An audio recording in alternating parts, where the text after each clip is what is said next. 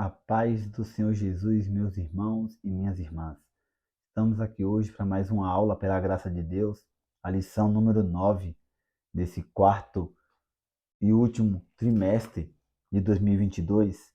A lição de hoje é Gog e Magog, um dia de juízo. O texto áureo se encontra em Apocalipse 20, versículo 8, que diz assim: E sairá a enganar as nações que estão sobre os quatro cantos da terra, Gog e Magog, cujo número é como a areia do mar, para os ajuntar em batalha. A verdade prática é, a palavra profética anuncia que antes da restauração espiritual de Israel, virão Gog e seu bando para invadir a Terra Santa, mas eles serão derrotados. Irmãos, antes de entrar aqui na introdução da aula, antes de iniciar a exposição dessa aula, eu peço a você que se inscreva no canal, compartilhe as aulas e também que possa participar do grupo do Telegram, que está na descrição da aula ou nos comentários, e também participar todos os sábados, das 2 da tarde às 4 da tarde, da rádio El Shaddai Vida, um programa Semeando a Palavra de Deus. Tudo isso está na descrição e nos comentários, amém? E também está no grupo do Telegram. Irmãos, entrando aqui na aula, o texto base dessa aula é Ezequiel, capítulo 38 e Ezequiel, capítulo 39. Essa lição, irmão, de número 9, da lição número 9, vai tratar de profecias e de acontecimentos que irão marcar o fim dos últimos dias. Vale lembrar, irmãos, que não se pode afirmar quando acontecerá ou como acontecerá, né? Porque essa profecia específica aqui de Ezequiel 38 e 39 é uma das profecias, irmãos, mais complexas da Bíblia. Por quê? Porque não tem como afirmarmos, não tem como darmos nomes para essas nações, para saber identificar elas. A Bíblia não revelou para nós ainda quem é, como será, como foi revelado outras profecias na Bíblia. E algo que nós temos que tomar cuidado, irmãos, que é onde a Bíblia não fala, nós não podemos falar, porque é daí que surge heresias, daí que surgem interpretações erradas. Onde a Bíblia fala, nós devemos falar, mas onde a Bíblia não fala, irmãos, nós devemos nos calar.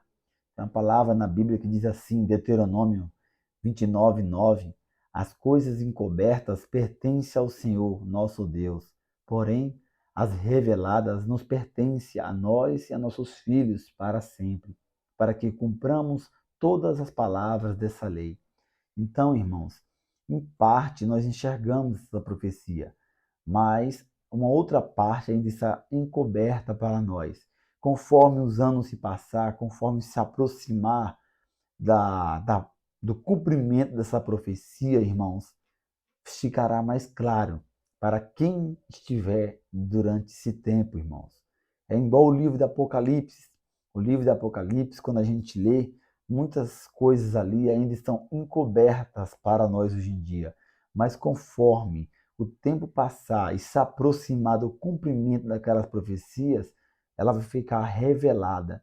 A mesma coisa aconteceu, irmão, nas profecias do Antigo Testamento da vinda de Cristo.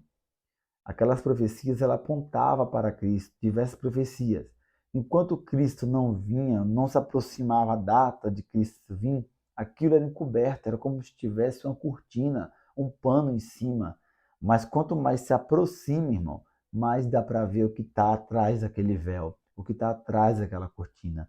Da mesma forma, essa lição número 9, Gog e Magog. É por isso que temos que tomar cuidado ao interpretar, né? Você vê que, se estudando essa lição número 38, 39, você vê diversas linhas de interpretação, diversas visões, diversos meios, mostrando que até então, irmão, não tem nada concreto, certeza de quem é a nação, quando ocorrerá, como ocorrerá, porque, irmãos, não está ainda revelada totalmente para nós, mas ao passar do tempo, nós vamos ver quem é essa nação, como ocorrerá e de qual forma ocorrerá. Entrando aqui no primeiro tópico, irmãos, que é sobre a identidade dos povos invasores, que é a parte 1, nós vamos ter aqui cerca de 3 subtópicos, que é os invasores, segundo, compreendendo a profecia, e terceiro, Gog. Aqui no primeiro, os invasores, irmão, vamos ter como base 2 versículos, que é Ezequiel 38:6 e Ezequiel 39:2, que diz assim, 38:6, Ezequiel: Gomé e todas as suas tropas, a casa de Togamá, da banda do norte, e todas as suas tropas, muitos povos contigo. Ezequiel 39:2. E te farei voltar, e te porei 6 anzóis, e te farei subir das bandas do norte, e trarei aos montes de Israel. Essa parte aqui, irmão, mostra a respeito dos invasores, aqueles que estariam entrando, irmãos, para invadir Israel, invadir o povo de Deus. E a profecia aqui, ela deixa claro que essa invasão não seria nos dias que Ezequiel estava profetizando, porque no dia de Ezequiel o povo tinha sido levado cativo, o povo estava no território da Babilônia. Essa aqui era uma visão para muito além, muitos anos à frente de Ezequiel, até então que nem nos nossos dias se cumpriu ainda, irmãos. Conforme o próprio Ezequiel 38:8 diz que era uma visão para os fins dos anos, marcando o quê? O fim dos dias, o fim que Deus marcou para cessar o mal na terra, para trazer juízo sobre a terra. E um ponto interessante dessa invasão, desse acontecimento da identidade dos povos invasores, é que essa invasão ela seria depois da restauração de Israel. Isso significa que será antes da grande tribulação ou talvez logo no início dela. Portanto, segundo alguns estudos e alguns teólogos, essa batalha não é a mesma de Armagedon, de Apocalipse 16:16. Mas o que marca essa batalha, irmão, é que ela seria logo depois da restauração de Israel. Mostraria o quê? Seria um tempo de paz em Israel, teria. Outra informação importante é que os povos da aliança do príncipe, o comandante chamado Gog, são da banda do norte e outros grupos do norte da África, como etíopes e os de Puti. O capítulo 39 descreve a derrota de Gog e os seus confederados. Aqui mostra, irmão, sobre esses invasores, né? A descendência deles, que alguns têm até têm um descendente de Noé e outras pessoas. Só que, irmãos, isso não quer dizer que por ter esses nomes aqui, essa semelhança, que é realmente descendente do povo de Israel, descendente de Noé, né? Tem esse nome, essa semelhança de nome ao qual foi dada para, para essas nações que invadiria Israel.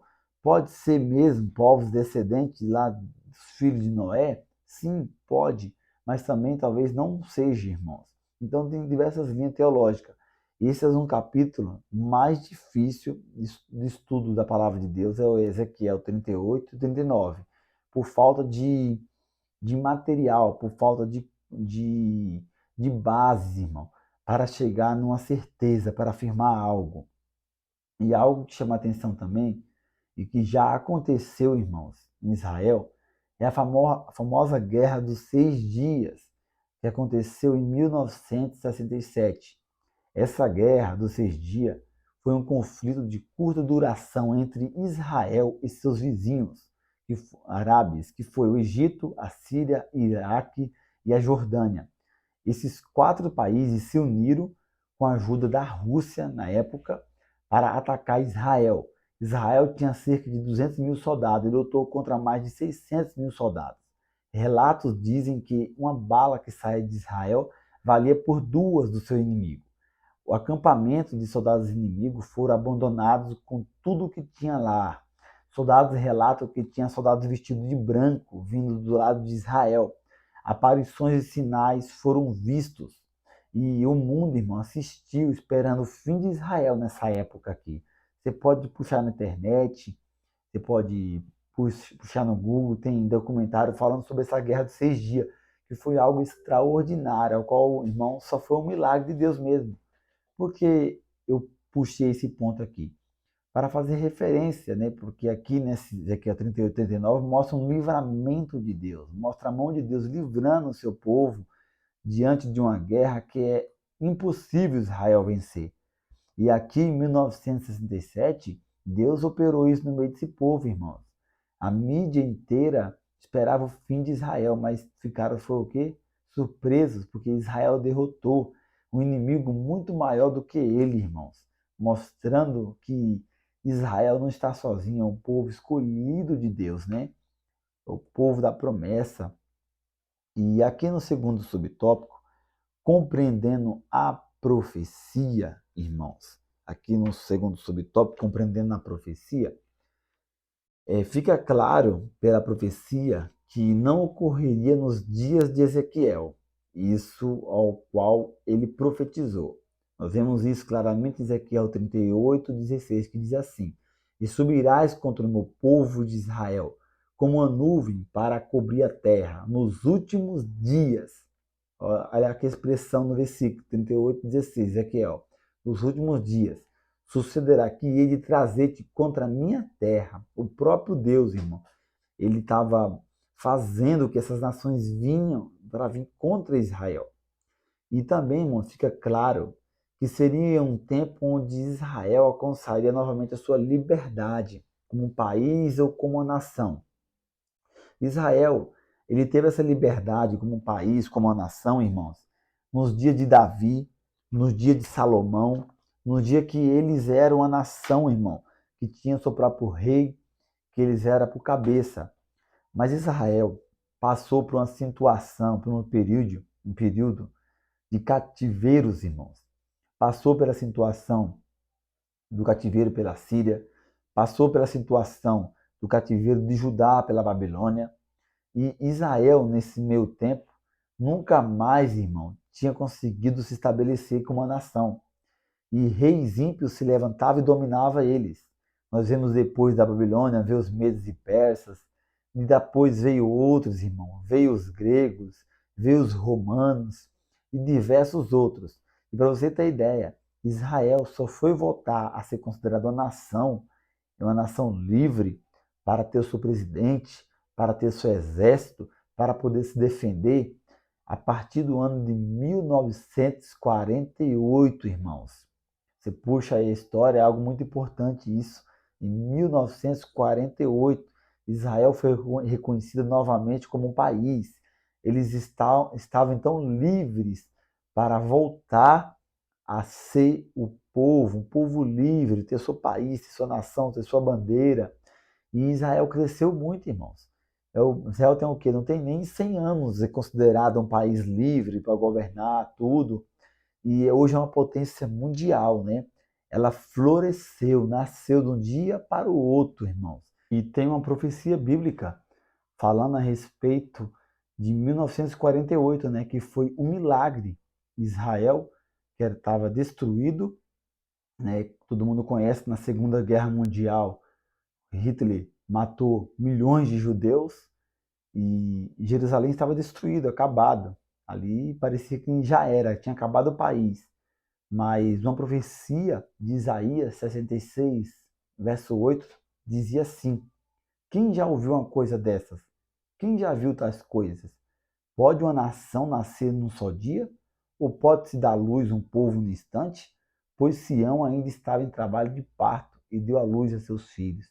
Aqui, irmãos, é uma profecia que apontava para esse acontecimento, né? Que em um só dia Israel surgiu do nada, irmãos, né? País que estava destruído. Nós podemos ver hoje, né? Uma potência mundial, Israel, um país que não tem nem 100 anos.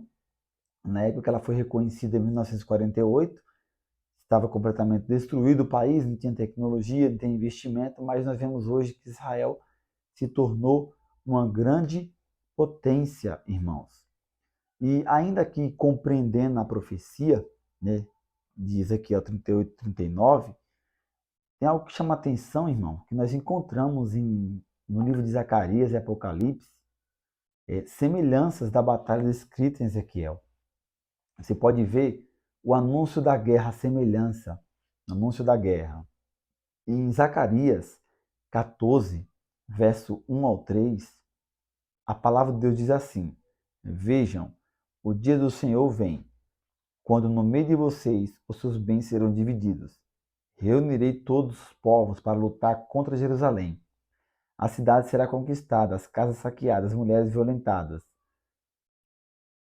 Metade da população será levada para o exílio, mas o restante do povo não será tirado da cidade. Depois o Senhor sairá à guerra contra aquelas nações, como ele faz em dia de batalha. Olha a semelhança, isso aqui está no livro de Zacarias. Olha o que Ezequiel diz, Ezequiel 38, 8 ao 9. Depois de muitos dias será visitado. No fim dos anos virá a terra que se recuperou da espada e que foi congregada dentre muitos povos, junto aos montes de Israel, que sempre se fazia o deserto. Mas aquela terra foi tirada dentre as nações, e todas elas habitarão seguramente. Então subirás, virás como uma tempestade, farteais como uma nuvem para cobrir a terra. Tu e todas as tuas tropas, muitos povos contigo. Aqui a semelhança de Zacarias e Ezequiel é grande, irmão, mostrando sobre a invasão que ambos relatam. Porém, que teólogos estudiosos dizem que o que Zacarias está falando não é a mesma batalha de Ezequiel, mas tem uma grande semelhança, irmãos. E tem mais coisas ainda. Outra semelhança é a confusão no meio da guerra, onde os inimigos se matam a si mesmos. Em Ezequiel 38, 21 diz: Porque chamarei contra ele a espada sobre todos os meus montes, diz o Senhor Deus. A espada de cada um se voltará contra o seu irmão. Olha o que Zacarias 14, 13 diz: Naquele dia também acontecerá que haverá da parte do Senhor uma grande perturbação entre eles, porque cada um pegará na mão do seu próximo e cada um levantará a mão contra o seu próximo. Aqui mostrando, irmão, o que Deus vai fazer, né, na batalha, onde uma confusão onde próprias pessoas irão se matar a si mesmos, os inimigos de Israel. Né? A semelhança nas duas passagens, aqui é o 38, 21, e Zacarias 14, 13. Então você vê a semelhança, irmãos, entre uma e entre outra. Eu estou lendo apenas o versículo, mas é bom você for ler o versículo inteiro. Outra semelhança é da ação maligna operando, irmão. Só que agora em Apocalipse 16, 13 e 14. E Ezequiel 38, 10. Olha o que a palavra de Deus diz. Apocalipse 16, 13 e 14. Quando terminarem os 1000 anos, Satanás será solto da sua prisão e sairá para enganar as nações que estão nos quatro cantos da terra, Gog e Magog, a fim de reuni-los para a batalha. Seu número é como a areia do mar. Apocalipse 27, 8. Então vi sair da boca do dragão, da boca da besta, da boca do falso profeta, 3 espíritos imundos, semelhantes a rãs. São espíritos de demônios que realizam sinais miraculosos. Eles vão aos reis de todo o mundo, a fim de reuni-los para a batalha do grande dia, do Deus Todo-Poderoso. Apocalipse 16, 13 e 14. Aqui eu li para vocês Apocalipse 20, versículos 7 e 8, e Apocalipse 16, 13 e 14. Agora, olha uma mera semelhança em Ezequiel 38, 10, falando: Assim diz o Senhor Deus, acontecerá naquele dia que subirão palavras no teu coração, mostrando aqui sobre o Gog e Magog, né? Sobre o possível rei, né? O inimigo, qual não tem o seu nome revelado, e subirá palavra no coração dele, antes dele invadir Israel, e maquinarás um mau desígnio. Isso mostra, irmão, desígnio é um pensamento, é uma direção. Quando isso se fala de Deus, mostra que Deus levanta pensamentos bons e coisas boas para nós. Só que maquinarás um mau desígnio. Isso é o quê? Uma coisa maligna, uma coisa mal operando sobre esse rei. Então é uma mera semelhança aqui sobre essa ação maligna. Porque em Apocalipse 16, 13 e 14 e Apocalipse 27, 8, essas profecias aqui, estudiosos, teólogos dizem que ela se relaciona com Zacarias, irmão, né? Porque igual na própria apostila diz que a batalha de Ezequiel é uma E essa outra batalha aqui desse outro Gog e Magog e o Armagedon é outra batalha, não é a mesma. Mas você pode ver nos versículos que eu li aqui que tem sim uma mera semelhança. E ainda tem mais, ó. A descrição da grande ceia da guerra. Apocalipse 19, 17, 19 diz assim: E viu um anjo que estava no sol e clamou com grande voz, dizendo a todas as aves que voavam pelo meio do céu: Vinde e ajuntai-vos à ceia do grande Deus, porque para que comas a carne dos reis, e a carne dos tribunos, e a carne dos fortes, e a carne dos cavalos, dos que sobre eles se assentam, e a carne de todos os homens, livre e servos pequenos e grandes, e vi a besta e os reis da terra, e os seus exércitos reunidos para fazer guerra àquele que estava sentado sobre o cavalo e o seu exército. Aí você vai em Ezequiel, irmãos, 39, 17 e 20. Você vê a semelhança.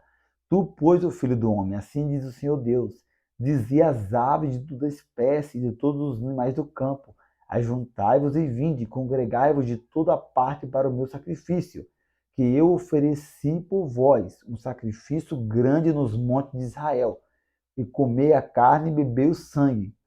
Comereis a carne dos poderosos, bebereis o sangue dos príncipes da terra, dos carneiros, dos cordeiros, dos bodes, dos bezerros, dos cevados e bazar. E comereis a gordura até a vós fartar, e bebereis o sangue até a vós embebedardes do meu sacrifício que oferecerei por vós. É a minha mesa. Fartai-vos de cavalo, de carros, de poderosos, de todos os homens de guerra, diz o Senhor Deus. Olha a semelhança novamente, irmãos, dessa passagem de Ezequiel com Apocalipse. Será que isso é uma média semelhança, irmão? E o que chama a atenção ainda é o fato de Deus falar, que falou por diversos profetas sobre essa grande batalha. Em Ezequiel 38, 17, ele diz: Assim diz o Senhor Deus, não és tu aquele de quem eu disse nos dias antigos, por intermédio dos meus servos, os profetas de Israel, os quais naquele dia profetizaram largos anos que te traria contra eles? Olha só aqui para você ver o que Deus diz pela boca de Ezequiel, falando que esse acontecimento da batalha de Ezequiel 38, 39 não é algo profetizado naquele tempo, mas é algo profetizado por outros, vários profetas, algo profetizado de muitos tempos atrás, irmãos. Olha que interessante isso. Mas, voltando novamente, segundo estudiosos e teólogos, a batalha de Ezequiel 38 e 39 não é a mesma relatada em Zacarias e Apocalipse, né? Eles dizem que é outra batalha, não é a mesma. Só que, irmãos, fica essa antena levantada, né? Será que não é a mesma batalha mesmo? É uma mera semelhança, tudo isso, até o nome Gog e Magog repetido em Apocalipse, né? Mas isso aí saberemos no amanhã, se nós estivermos vivos para ver isso ainda, né, irmãos? Mas Deus que sabe, nós não sabemos, né? Entrando aqui no terceiro subtópico, ainda do primeiro tópico, sobre Gog, nós vamos ter aqui versículo 38, verso 2, parte A, e Ezequiel 39, versículo 1, parte A. Ezequiel 38, 2, parte A, diz assim: Filho do homem, dirige o teu rosto contra Gog. Ezequiel 39, verso 1, parte A, diz assim: Tu, pois, o filho do homem, profetiza ainda contra Gog. O nome Gog, irmão, fora da profecia de Ezequiel, só aparece mais duas vezes nas escrituras. Um, que é o descendente de Rubi, sem qualquer vínculo com a profecia, e a revolta de Satanás contra Deus e o seu povo, em Apocalipse 28. Esse nome Gog faz referência a um título, como os usados antigamente, como Faraó no Egito, Shah na antiga Pérsia, César em Roma. Não é o nome pessoal de alguém, mas é um título, como um presidente, né? Como era usado para Faraó, como os Césares e etc. Não tem como sabermos, irmão, quem esse nome se refere. Esse nome Gog possivelmente foi colocado para representar um possível inimigo ainda não revelado, né? É um título. Tópico número 2, sobre a identidade dos povos invasores. Nós vamos ter O primeiro nome, Magog. Quem é esse Magog aqui? Magog é um descendente de Jafé. A Bíblia faz referência a ele em Gênesis 10, 2, 1 Crônicas 1, 5. De acordo com Ezequiel 38, 2, será um povo cujo território será futuramente governado por Gog. Então, Gog, que é um título de um possível inimigo que ainda não foi revelado de Israel, cuja sua terra é conhecida como Magog, é um território governado por ele. Segundo tópico, Meseque e Tubal. Tubal e Meseque são dois dos 7 irmãos filhos de Jafé, filho de Noé. Os filhos de Jafé são Gomé e Magog, e Madai, e Javá e Tubal, e Meseque e Tirás. Está em Gênesis 10, 2. Esses dois jafetitas deram origem a Tabal e Musqui, reinos frigianos da Capadócia, na Anatolia, segundo inscrições assírias. Mas vale lembrar também aqui, irmãos, que a Bíblia, quando ela usa esses nomes, essas referências, nós não podemos querer afirmar que eles aqui mesmo são pessoas que são descendentes de Noé, né? Podemos falar que é? Sim. Podemos afirmar? Não. Então fica naquele meio termo. Igual eu já falei no início da aula, Ezequiel 38, 39 é uma profecia, irmão, bastante complexa, porque não está claro ainda quem é essas pessoas, quem é esse território, né? Fica essa complexidade. É igual no Apocalipse é usado os nomes lá da Babilônia, né, para se referir à Babilônia. Né? Babilônia, ela pegou o nome como pessoas maus, ruins, né? Então não tem como usar, afirmar quem é essas pessoas, qual é a genealogia certa dessas pessoas aqui. O terceiro subtópico é a coalização de Gog.